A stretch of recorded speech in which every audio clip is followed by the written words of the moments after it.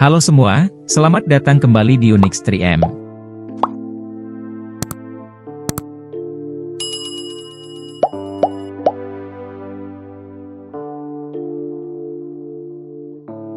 Berber adalah suku kuno yang merupakan penduduk asli Afrika Utara. Mereka mengarungi kehidupan di sekitar pegunungan megah, hingga gurun gersang yang seolah tanpa ujung. Di sebelah barat Sungai Nil, di negara-negara seperti Maroko, Aljazair, Libya, dan Tunisia, mereka mendirikan komunitas yang sangat kokoh, dan mampu bertahan melintasi berbagai zaman, bahkan sebelum agama Islam membawa perubahan sosial dan budaya, pada abad ke-7. Saat ini, pada awal abad ke-21, populasi orang Berber mencapai sekitar 36 juta jiwa. Di Maroko, jumlah mereka hampir mencapai 20 juta jiwa, sementara di Aljazair mencapai sekitar 13 juta jiwa. Selain itu, terdapat komunitas Berber yang tersebar di Perancis, dengan jumlah sekitar 2 juta individu, dan diaspora mereka mencakup negara-negara seperti Belanda, Belgia, hingga Amerika Serikat.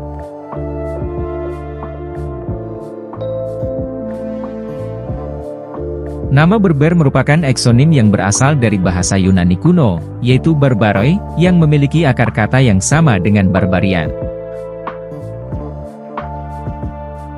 Meskipun nama Berber masih menjadi nama yang paling umum di dunia barat, tetapi orang-orang Berber menyebut diri mereka sebagai orang Amazigh, yang bermakna orang-orang bebas atau orang-orang merdeka.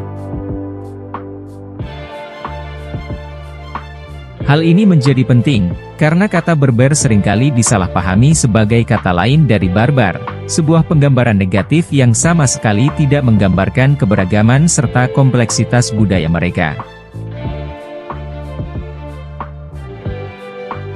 Melalui rahim komunitas Berber, lahirlah tokoh-tokoh yang diabadikan oleh sejarah. Di era modern, Zinedine Zidane, seorang mantan pesepak bola yang tersohor, dan mantan pelatih Real Madrid yang sukses meraih 3 gelar Liga Champions berturut-turut, merupakan keturunan Berber yang bermigrasi ke Perancis. Selain itu, Ibnu Battuta, seorang pengembara Muslim yang terkenal, meninggalkan jejak di penjuru dunia, sebagai seorang Berber tulen. Sementara itu, Tariq bin Ziyad, komandan militer yang namanya terukir dalam sejarah Islam, memimpin pasukan Berber dalam menaklukkan Andalusia, Spanyol, pada tahun 711 Masehi. Nama Tariq kini diabadikan sebagai nama sebuah selat, yang memisahkan antara Maroko di Afrika Utara dengan Spanyol di Eropa, yang disebut sebagai Selat Gibraltar, yang merupakan perubahan dari kata Jabal Tariq, yang berarti Gunung Tariq.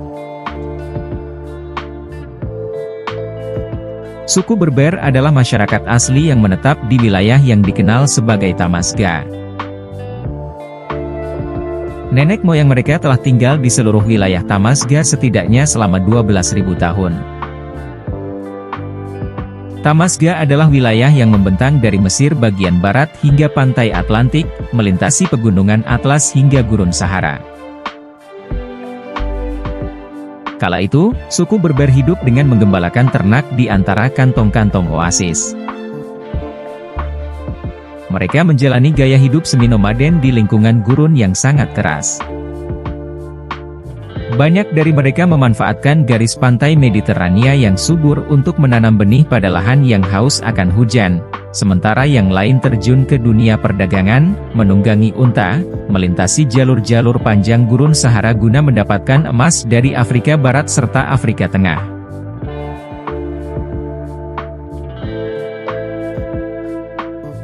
Bangsa Mesir kuno menggambarkan kaum Berber, yang merupakan tetangga di sebelah barat mereka, sebagai pria bertato, berjanggut, serta berkulit pucat. Selain itu, orang-orang Mesir kuno juga cenderung memandang rendah orang-orang Berber, hanya sebagai penggembala kambing primitif yang suka berpindah-pindah. Kendati demikian, orang Berber sendiri sejatinya menjadi prajurit dari kerajaan Ramses di Mesir sebagai penunggang kuda. Bahkan, suku Berber berhasil menaklukkan sebagian besar dari wilayah Mesir. Pada tahun 945 sebelum Masehi, memahkotai diri mereka sebagai Firaun pada dinasti ke-22 serta ke-23. Namun, setelah 200 tahun berkuasa, suku Berber diusir keluar dari Mesir, meninggalkan jejak legendaris dalam catatan sejarah. Peradaban klasik yang bersentuhan dengan suku Berber adalah Yunani kuno, tepatnya pada abad ke-7 sebelum Masehi. Kala itu, suku Berber sangat menghormati politeisme, dengan panteon dewa-dewi yang dipengaruhi oleh budaya Venesia, Mesir, dan Yunani. Lebih dari sekadar pemujaan dewa, suku Berber memiliki tradisi pemujaan leluhur yang mendalam, di mana roh orang yang telah meninggal dianggap memiliki kekuatan yang besar, serta pengaruh yang abadi. Bukti dari kepercayaan ini terukir dalam bentuk mausoleum besar, yang berdiri megah di sepanjang pantai Maroko, tempat-tempat suci di mana generasi Berber pada masa lalu mencari bimbingan spiritual. Pada abad ketiga, suku Berber yang gagah berani, mengukir sejarah dengan membentuk kerajaan Numidia yang sangat megah. Bersama dengan kerajaan Mauretania yang misterius, kerajaan ini menjadi simbol kebebasan pertama di tanah air Berber, sebuah lambang kedaulatan yang berdiri dengan tegak, bukan lagi bayang-bayang kerajaan asing. Kendati demikian, rupanya takdir memiliki rencana lain. Sekitar abad pertama sebelum Masehi, legiun-legiun yang perkasa dari Kekaisaran Romawi menaklukkan kerajaan-kerajaan Berber, dan menjadikannya bagian dari Kekaisaran Romawi yang agung. Kemudian, di bawah naungan Romawi, suku Berber menemukan harmoni dalam kepercayaan Kristen, dan dari sinilah muncul sosok Uskup Agustinus, seorang uskup yang meletakkan fondasi filsafat Kristen Barat.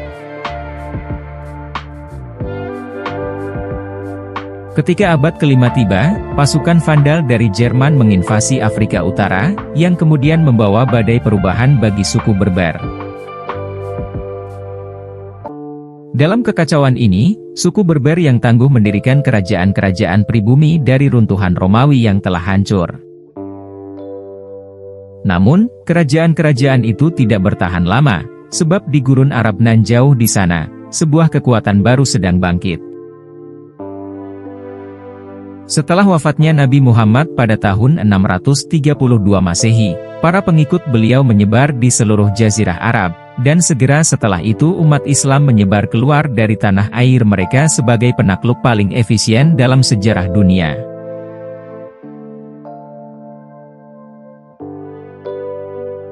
Pada tahun 641, pasukan Khalifah Umar bin Khattab dengan semangat yang membara, menaklukkan Bizantium di wilayah Mesir. Tidak lama kemudian, mata mereka tertuju ke arah barat, pantai-pantai subur Afrika Utara tempat suku Berber bermukim. Penaklukan ini adalah odisei yang panjang dan melelahkan, yang dimulai pada tahun 647 Masehi, dan baru selesai 62 tahun kemudian.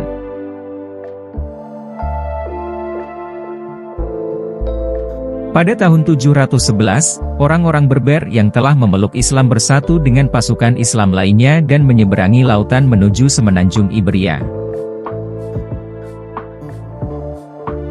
Dipimpin oleh seorang Berber berhati baja bernama Tariq bin Ziyad, mereka menaklukkan tanah baru di bawah panji-panji Abdul Malik bin Marwan, seorang khalifah dari Bani Umayyah. Di wilayah Andalusia yang bersejarah, mereka membantu Abdurrahman I, yang populer dengan sebutan Abdurrahman Ed-Dahil, di mana ibunya juga merupakan seorang Berber. Memasuki abad ke-11, orang-orang Berber menaklukkan segalanya, mulai dari Mauritania yang berdebu hingga perbatasan Prancis yang jauh. Mereka kemudian membentuk Kekaisaran Almoravid yang legendaris. Dari tangan-tangan mereka yang terampil, lahirlah karya-karya agung seperti Giralda yang menjulang di Sevilla, Masjid Koutoubia yang megah di Marrakesh, serta Masjid Hasan yang agung di wilayah Rabat. Namun, ketika memasuki abad ke-15, masa kejayaan Islam suku Berber akhirnya mulai pudar. Kesultanan Utsmaniyah merebut Kairo, Mesir, serta sebagian besar Afrika Utara, dan menandai awal dari abad kekuasaan Utsmaniyah atas wilayah tersebut. Dan di bawah bayang-bayang kekuasaan baru ini, budaya suku Berber perlahan-lahan mulai memudar seperti bintang yang redup di langit subuh. Pada tanggal 14 Juni 1830, ombak sejarah membawa pasukan Perancis yang perkasa, berjumlah 34.000 tentara, mendarat di pantai Aljazair yang sunyi, mengejutkan Kekaisaran Utsmaniyah yang telah lama berkuasa. Dalam sekejap, pada tanggal 5 Juli di tahun yang sama, Aljazair jatuh ke tangan Perancis, mengakhiri lebih dari 1000 tahun kekuasaan Islam yang telah mengakar di tanah itu. Kemudian, dengan licik, Prancis menanam benih-benih perpecahan, memisahkan hati orang Berber dengan Arab, mengklaim bahwa Berber adalah pribumi sejati, sementara orang Arab hanyalah para pendatang. Namun, setelah lama berjuang, Aljazair dan Maroko akhirnya merebut kembali kemerdekaan mereka dari penjajah Prancis, lalu mengangkat bahasa Arab sebagai bahasa resmi.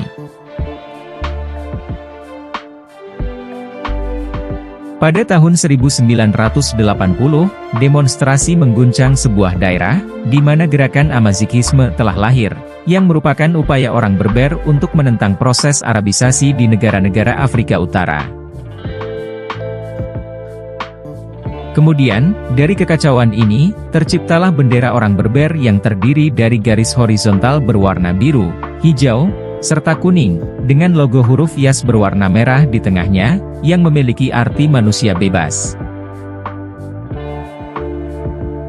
Pada tahun 2001, ketegangan semakin meningkat ketika seorang mahasiswa Berber meninggal di tahanan polisi. Kejadian ini memicu protes dan demonstrasi terutama di wilayah Kabylia. Akibat peristiwa ini, Aljazair memberikan kelonggaran kepada penduduk Berber, dan setahun kemudian, Aljazair menjadikan Tamazight sebagai bahasa nasional kedua setelah bahasa Arab, dan memberikan status resmi sebagai bahasa pada tahun 2016. Sejak saat itu, hak-hak penduduk Berber semakin meningkat, seperti di Maroko, di mana bahasa Tamazight dijadikan mata pelajaran resmi di sekolah dasar.